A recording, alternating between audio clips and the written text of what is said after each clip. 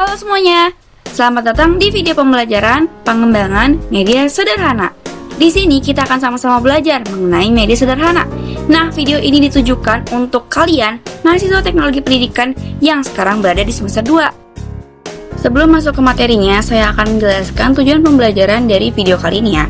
Setelah kalian menonton video ini, diharapkan kalian akan dapat menjelaskan pengertian media sederhana dengan tepat. Kemudian kalian akan dapat menguraikan fungsi masing-masing unsur dalam media sederhana dengan tepat. Kemudian kalian dapat menyebutkan berbagai jenis media sederhana dengan tepat. Dan kalian dapat menjelaskan kriteria yang digunakan dalam memilih media sederhana dengan tepat. Nah, di video kali ini kita akan membahas mengenai 4 materi. Yang pertama, ada materi pengertian media sederhana. Yang kedua, kita akan masuk ke materi unsur media sederhana. Yang ketiga, kita akan masuk ke materi ragam jenis media sederhana. Dan yang terakhir, kita akan membahas mengenai kriteria pemilihan media pembelajaran. Yuk kita masuk ke materi pertama, yaitu pengertian media sederhana. Media berasal dari kata medium, yang artinya perantara atau penyalur. Sedangkan pembelajaran merupakan kegiatan untuk mendapatkan pengetahuan baru dengan adanya interaksi antara pengajar dengan peserta didik. Jadi bisa disimpulin kalau media pembelajaran itu adalah alat atau perantara yang digunakan dalam kegiatan proses pembelajaran.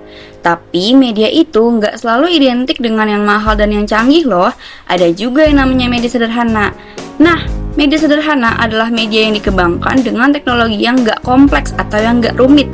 Biasanya dibuat sendiri oleh pengajar, jadi lebih murah dan mudah didapat. Selanjutnya kita akan masuk ke unsur media sederhana.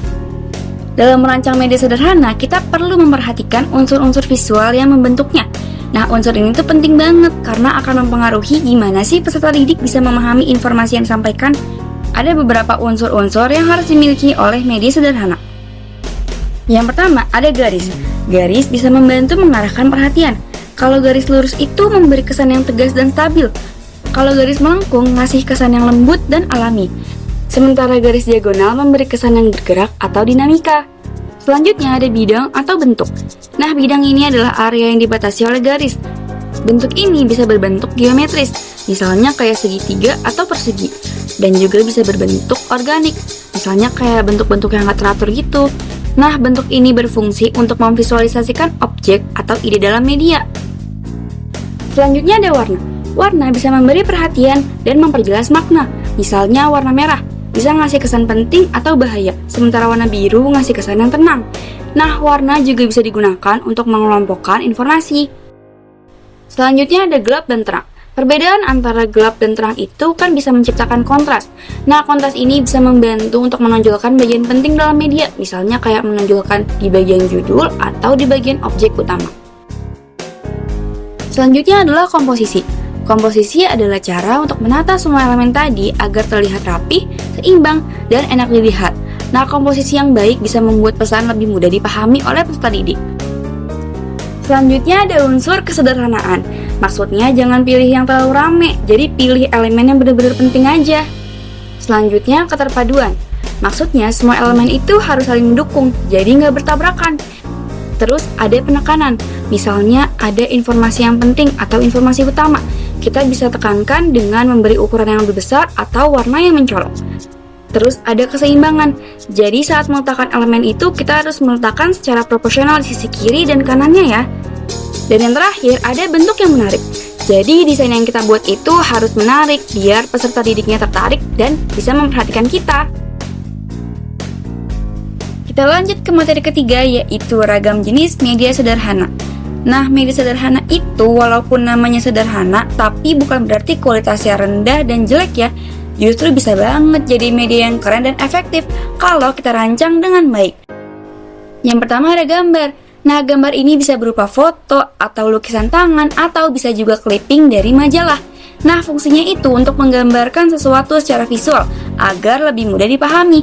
Contohnya itu adalah gambar sistem pernapasan manusia untuk pelajaran biologi. Yang kedua, ada grafik.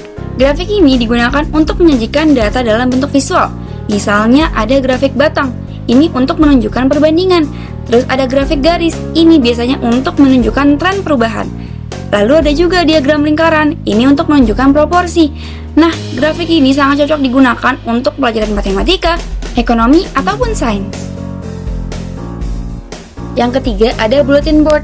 Nah, media ini sering kita sebut juga dengan nama mading atau majalah dinding. Biasanya digunakan di kelas atau di tempat umum.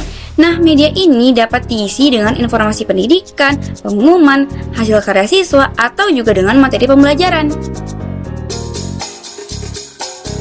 Yang keempat, ada realia atau benda nyata. Nah, media yang kali ini tuh efektif banget karena bisa diamati dan bisa disentuh secara langsung.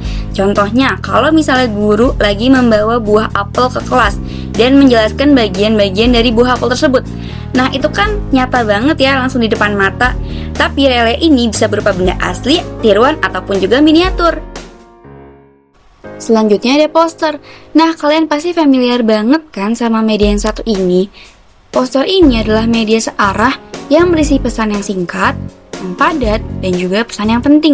Biasanya digunakan untuk kampanye ataupun juga untuk penyuluhan. Nah, kita akan masuk ke materi terakhir, yaitu kriteria pemilihan media pembelajaran.